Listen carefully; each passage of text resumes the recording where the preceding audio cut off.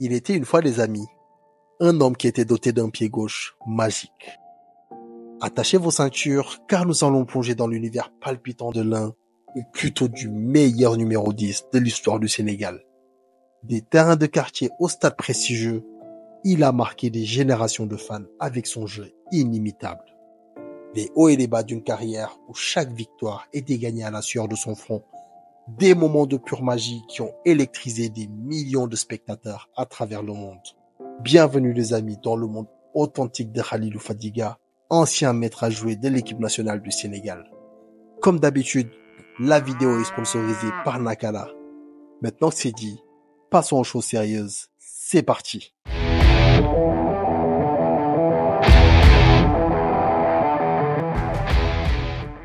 Ancien joueur de la génération dorée de l'AS Auxerre et des Lions de la Teranga au début du XXIe siècle, Khalilou Fadiga avait tout pour faire une très grande carrière. Né à Dakar, le gamin issu d'une famille très modeste débarque à l'âge de 7 ans à la Goutte d'Or dans le quartier de Barbès dans le 18e arrondissement de Paris. Passé par les jeunes du PSG où il est resté qu'une seule année à l'âge de 12 ans, il commence vraiment son apprentissage du football dans l'équipe de son quartier, les Enfants de la Goutte d'Or. Entre 16 et 18 ans, il joue dans les équipes de jeunes du Red Star, l'un des meilleurs clubs de D2 en région parisienne, mais n'obtient malheureusement pas de contrat professionnel. C'est pourtant là-bas qu'il va alors se faire repérer lors d'un tournoi par Eric Gerets, qui était à l'époque l'entraîneur du RFC Liège et qui va lui proposer de le rejoindre en Belgique. Du coup, après l'obtention de son baccalauréat, ses parents l'autorisent à accepter cette offre et c'est là qu'il va aller en Belgique pour y signer son premier contrat professionnel. Titulaire lors de la saison 94-95 avec le RFC Liège, puis de 95 à 97 à Lommel, Fadiga se révèle ensuite au FC Bruges, avant de s'engager avec l'AS Auxerre en septembre 2000, où il devient une pièce maîtresse en tant que milieu de terrain offensif. En Bourgogne, il fait parler son pied gauche et s'impose dans la mythique équipe auxerroise en compagnie de Philippe Mexès, Olivier Capot et surtout Djibril Cissé, à qui il distribue de multiples caviars sur son côté entre 2000 et 2003. Fantastique technicien, sa célèbre patte gauche en a impressionné plus d'un, à commencer par les Gunners d'Arsenal de Thierry Henry et de Patrick Vieira, battus le 22 octobre 2002 dans un match de Ligue des Champions à Highbury par une formation ajaïste sans peur, à l'image du milieu sénégalais. Pourtant, il ne se révélera pas comme un buteur prolifique, puisqu'il ne totalisera que 10 buts en 3 saisons, dont un seul en championnat lors de sa dernière saison sur les bords de Lyon, mais peut être considéré comme l'une des pièces maîtresses de l'organisation du jeu, permettant ainsi à Auxerre de réaliser un exploit sans précédent. Un groupe flamboyant au maillot moulant PlayStation, qui empoche une magnifique Coupe de France après avoir battu le PSG en finale et termine à une honorable 6e place en 2003. Dans les allées du stade de l'Abbé des Champs, son surnom, Fadigol, clin d'œil amical à son faible rendement de buteur s'est perdu, mais la mémoire de la génération dorée qui remporta la Coupe de France en 2003 est restée intacte. En 2003, Giroud donne son feu vert au départ de Khalilou Fadiga et l'Inter l'engage alors pour 3 ans et 3 millions d'euros.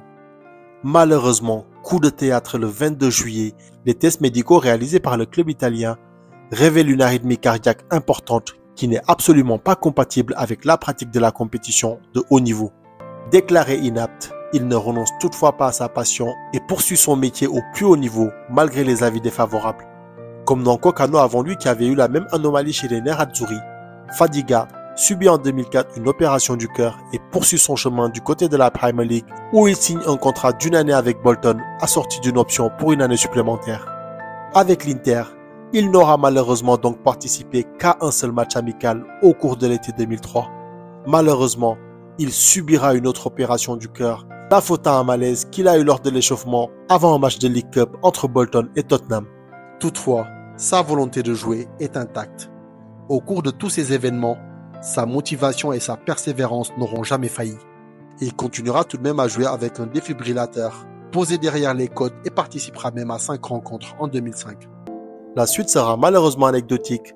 Un prêt à Derby County en octobre 2005, un passage à Coventry City, puis un dernier retour en Belgique pour y boucler la boucle en 2009 après avoir bravé tous les problèmes de santé dont il a été victime, y compris la rupture des ligaments du genou et du tendon d'Achille qu'il a longtemps écarté des pelouses. 30 fois international entre 2000 et 2005, celui qu'on surnommait le gaucher magique a été en 2002 un des principaux artisans de l'épopée sénégalaise lors du mondial au Japon et en Corée du Sud. Son but contre l'Uruguay lors du dernier match de poule de la Coupe du Monde avait propulsé les Lions en huitième de finale après une victoire historique face à la France et un nul contre le Danemark de Jon Dahl Tomasson. L'aventure de la bande à Metsu s'arrêtera malheureusement en quart de finale, éliminée par la Turquie avec la règle cruelle du but en or. Après cette épopée, il sera longtemps absent à sélection et fera son retour en 2008 après que le public du stade Léopold Sédar Senghor et des joueurs tels que Tony Silva, El Hadji Diouf et Henri Camara aient milité pour son retour. Ceci faisait suite à son retour dans le championnat belge avec l'équipe de la Gantoise où il réalise d'excellents matchs et avait lui-même au préalable déclaré être disponible pour l'équipe nationale du Sénégal. L'envie de Fadiga était telle qu'il déclare dans les locaux de Canal Production Football Academy que si c'est le peuple qui le convoque, qu'il prendrait un vélo, l'enfourcherait, prendrait son sac et ses chaussures et pédalerait jusqu'au Sénégal. Il sera finalement convoqué et participera au match des éliminatoires pour la Coupe d'Afrique des Nations et la Coupe du Monde 2010 le 11 octobre 2008 contre la Gambie à Dakar. Son équipe concédera malheureusement un match nul, synonyme d'élimination. Le quotidien indépendant L'Observateur titrera « La grande honte » avec la photo de Khalilou Fadiga évacué de la pelouse du stade Léopold Sédar Senghor par la police sous les projectiles de supporters qui étaient fous de rage. Son histoire avec l'équipe nationale du Sénégal ne se sera donc pas terminée de la meilleure des manières. Toutefois, le peuple sénégalais reste unanime par rapport au fait que Khalilou Fadiga est de loin le meilleur numéro 10 de l'histoire du Sénégal.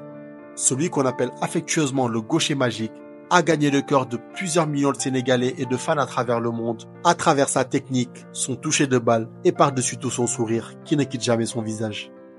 Ainsi les amis, la vidéo touche à sa fin, j'espère qu'elle vous aura plu et qu'elle vous aura permis d'en savoir un peu plus sur la carrière et la vie de Khalilou Fadiga. Si t'es encore là jusqu'à présent, n'oublie pas de lâcher un petit like, un petit commentaire et si t'es pas encore abonné, abonne-toi s'il te plaît, c'est gratuit et ça fait perdre des calories.